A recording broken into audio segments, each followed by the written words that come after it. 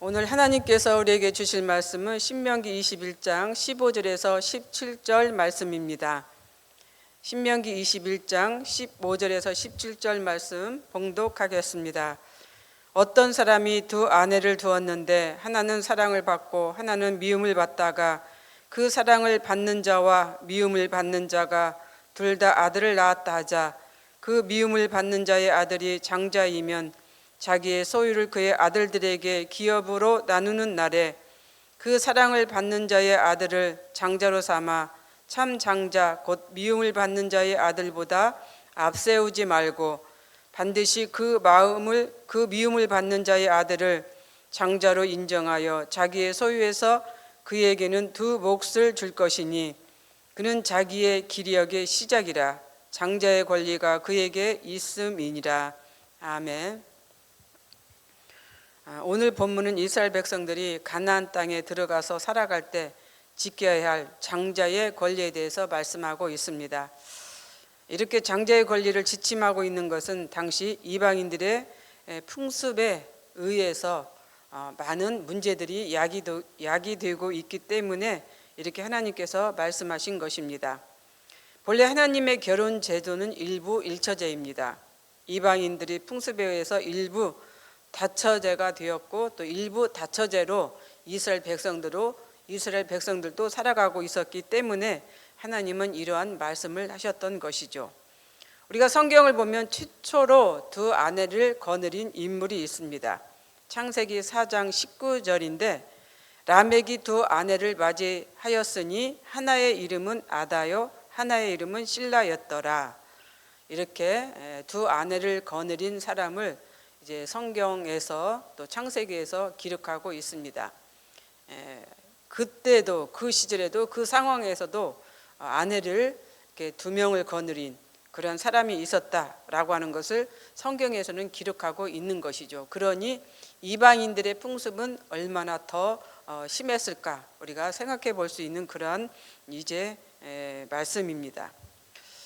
이런 제도가 많은 문제점을 일으키기 때문에 하나님께서는 이러한 규례를 정하셨던 것입니다. 가장 대표적인 것이 어떻게 보면 상속 문제이죠. 두 아내를 거느려서 또 많은 아내를 거느려서 문제가 일어나고 있는 것은 상속 문제가 가장 컸을 것입니다. 이 문제로 가정이 파탄이 나고 또 형제들끼리 의절을 하고 또 심지어는 칼부림까지 발생하는 경우가 종종 나타나기 때문에 그렇습니다. 그래서 이러한 상황을 막기 위해서 하나님은 이런 제도를 만드셨고 또 사사로운 감정에 의해서 이 장자의 순서를 바뀌지 못하도록 이런 규례를 정하신 것입니다. 그런데 성경에서 장자의 기원이 최초로 기록된 것이 창세기 25장에 있습니다. 야곱과 에서의 문제이죠. 이미 이 둘은 태중에서부터 장자권을 가지고 나왔던 인물입니다. 야곱은 장자의 권리에 대해서 우리가 보면 너무 욕심을 냈던 인물이고 에서는 장자권을 너무 소홀하게 여겼던 그런 인물이죠. 10사람이 도둑 한 사람을 못 잡는다는 속담처럼 장자의 권리를 이제 탐을 냈던 야곱을 에서가 그 당시 이겼을까요? 이기지 못했을 것입니다. 이렇게 탐욕을 가지고 문제를 야기하면은 그 문제를 이제 이겨 나갈 수 없다라고 하는 그런 것이죠. 물론 이면적으로 보면은 하나님의 섭리이지만 현실적으로는 에서가 장자권에 대해서 너무 소홀하게 여겼다라고 하는 것을 우리가 생각해 볼 수 있는 것입니다. 그런데 이렇게 장자는 사람만 장자의 개념을 가지고 있지 않습니다. 출애굽기 4장 22절에서도 보면은 이스라엘은 내 아들 내 장자라 이렇게 표현하고 있습니다. 즉 민족적인 의미로 이스라엘은 하나님의 장자다라고 이렇게 얘기하고 있는 것이죠. 그래서 다른 민족들은 어때요? 차자가 되는 것입니다. 그런데 실제로 성경에 등장하는 장자는 장자로서의 권리와 그런 복을 누리지 못한 예가 참 많습니다. 가인과 아벨에서 등장하는 가인 역시 동생을 죽여서 살인자로 평생 떠돌아다니는 인생이 되었습니다.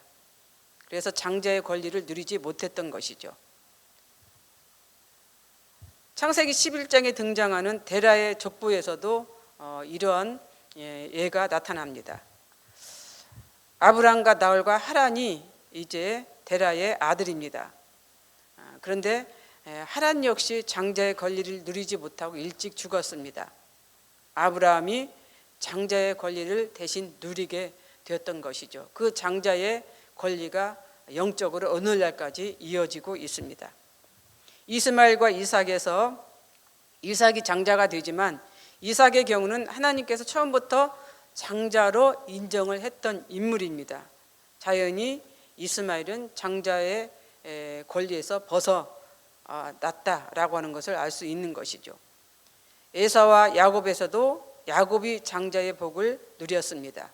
또 유다와 다말 사이에 태어난 쌍둥이 베레스도 둘째로 태어납니다. 그런데 훗날 룻기서에 등장하는 것을 보면 보아스의 조상으로 나옵니다. 그리고 다윗 가문의 조상이 되는 복을 누리게 되죠. 야곱의 12아들 중에서 르우벤이 장자입니다. 그런데 이 르우벤도 장자의 권리를 누리지 못합니다.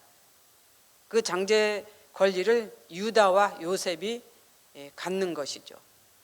또 이제 요셉에서도 두 아들이 있었는데 므낫세가 장자였지만 에브라임이 그 장자의 역할을 하게 됩니다. 이런 예를 보면서 실제로 성경에서 말하고 있는 장자는 출생의 순서로 이어지는 것이 아니라 하나님께서 정하신 그 순서에 의해서 장자의 권리가 주어지는 것을 알 수 있습니다.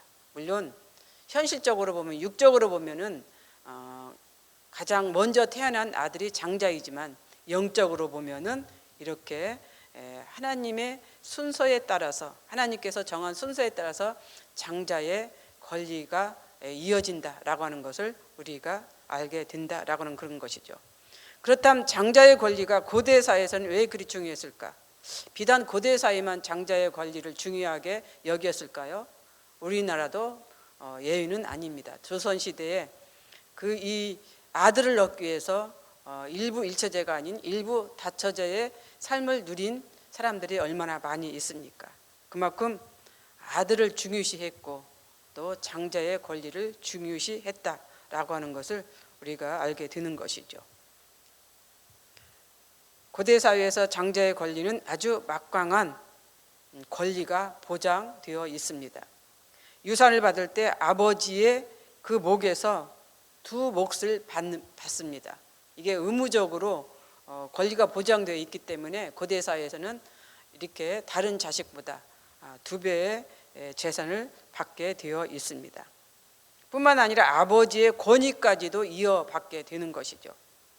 아버지가 돌아가신 후 장자는 아버지가 행했던 대로 모든 권한을 가지고 이제 가정과 가문을 다스리게 됩니다. 그래서 이 장자의 권리는 고대 사회에서는 막강한 이제 권리였습니다. 오늘 본문 17절을 보겠습니다. 자기의 소유에서 그에게는 두 몫을 줄 것이니 그는 자기의 기력의 시작이라 장자의 권리가 그에게 있음이니라. 여기서 기력의 시작이다라고 이렇게 표현하고 있습니다.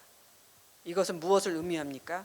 이 기력의 시작이라는 것은 생식력, 정력, 힘을 의미합니다. 곧 후손을 세상에 뻗들이는 첫 번째 계기가 됨을 말하고 있는 것이죠. 또 장자의 권리는 왕권을 이어받을 권리가 있습니다. 역대하 21장 3절에서 이렇게 말씀하고 있습니다. 그의 아버지가 그들에게는 은금과 버물과 유다 견고한 성읍들을 선물로 후히 주었고 여호람은 장자이므로 왕위를 주었더니, 여기서 그들은 곧 장자 이후에 태어난 아들들입니다. 그들에게는 은금과 보물과 유다의 견고한 성읍들을 선물로 후히 주었지만 장자는 왕권까지 이렇게 따로 주었다라고 하는 말씀인 것이죠. 그래서 장자는 이 왕권까지도 이어받을 수 있는 그런 권리를 가지고 태어났습니다. 그렇습니다. 장자의 권리는 재산뿐만 아니라 아버지의 권위 그리고 왕위까지 보장받게 됩니다. 이런 의미 속에서 이제 우리가 보면은 그 장자의 권리를 갖기 위해서 형제들끼리 또 왕권 다툼이 일어나는 경우를 우리는 역사 속에서 많이 보게 됩니다. 대개 이런 경우는 일부 일처제 속에서 일어나는 경우도 있지만 대부분 이런 경우는 일부 다처제에서 많이 일어나게 되죠. 그런 경우를 많이 보게 됩니다. 그래서 결혼은 하나님이 정하신 제도에 따라 순종할 때 대개 가정이 화평하고 화목합니다. 그런데 그런 관계가 아니기 때문에 자꾸 그런 문제가 일어나게 되는 것이죠. 우리 창세기 2장 15절에서 보면은 여호와 하나님이 이르시되 사람이 혼자 사는 것이 좋지 아니하니 내가 그를 위하여 돕는 배필을 지으리라 이렇게 말씀했습니다. 혼자 사는 것이 좋아 보이지 않아서 하나님은 이제 배필을 만들어서 주신 것이죠. 그래서 결혼은 혼자가 아니라 둘이 되는 것입니다. 그런데 셋은 안 되는 것이죠. 셋이 되면은 문제가 일어납니다. 그런데 한 걸음 더 나아가서 창세기 2장 24절에서는 이러므로 남자가 부모를 떠나 그의 아내와 합하여 둘이 한 몸을 이룰지로다 이렇게 말씀하고 있습니다. 원래는 하나님께서 하나가 좋지 못하여 둘이 되게 하셨습니다. 그런데 2장 24절에는 하나도 아니고 둘도 아니고 한 몸이라고 이렇게 표현하고 있습니다. 부부는 둘이 아니라 한 몸이 되어야 한다라고 하는 그런 것이죠. 그런데 여기서 더 중요한 사실은 이러므로 남자가 부모를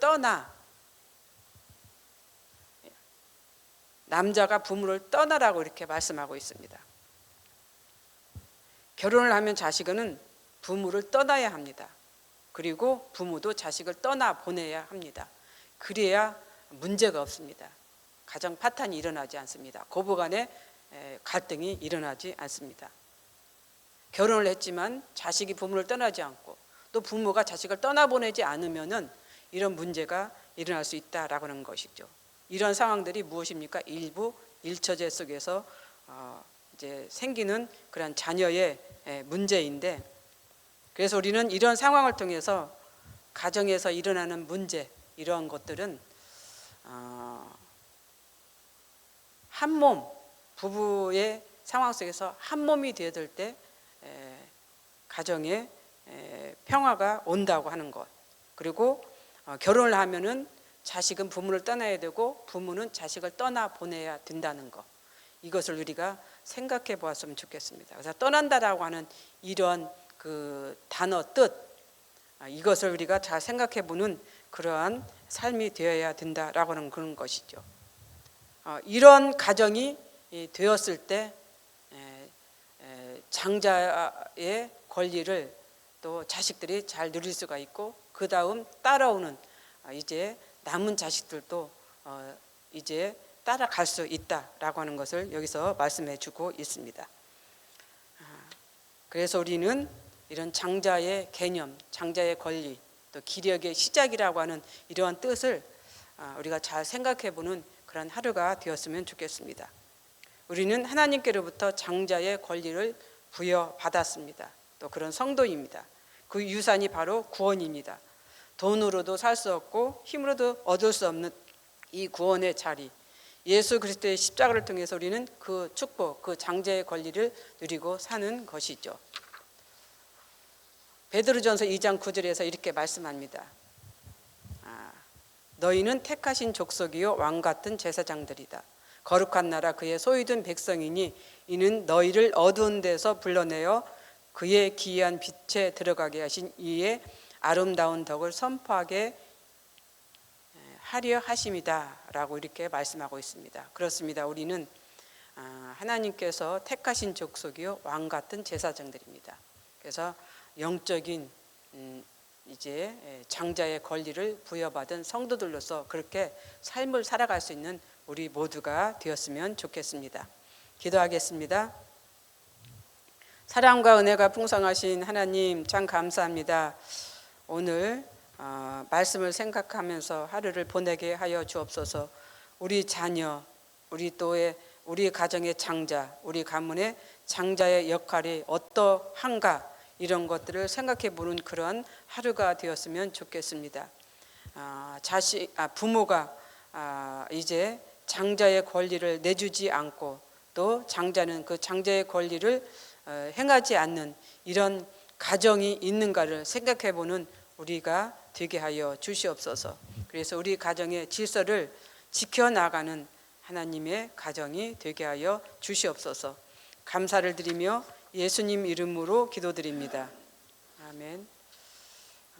다음과 같은 기도의 제목으로 기도드리겠습니다. 지금 들은 말씀이 내 삶으로 이어지게 하옵소서.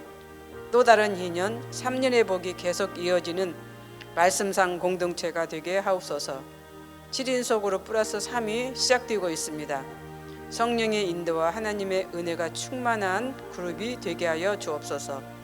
가정, 병원, 요양원에서 이제 이렇게 치료받고 계시는 성도님들이 있습니다. 하나님께서 그들을 찾아가셔서 치료하여 주시고 회복시켜 주옵소서. 동서원 사기 훈련 과정이 진행되고 있습니다. 이 훈련 과정을 축복하시고 다바르 학교 배움을 통하여서 다음 세대가 부흥되는 이제 물결이 일어나게 하옵소서. 동안클럽에 참여하고 계신 시니어들을 축복하여 주셔서 행복한 시간이 되게 하여 주옵소서. 남전도 연합회가 주관하는 60주년 60km, 또 여전도 연합회가 주관하는 60주년 홈커밍 데이를 축복하여 주셔서 아름다운 결실로 나타나게 하여 주옵소서. 정치, 경제, 사회가 안정되게 하시며 백성들이 마음 놓고 편히 살 수 있는 대한민국이 되게 하옵소서.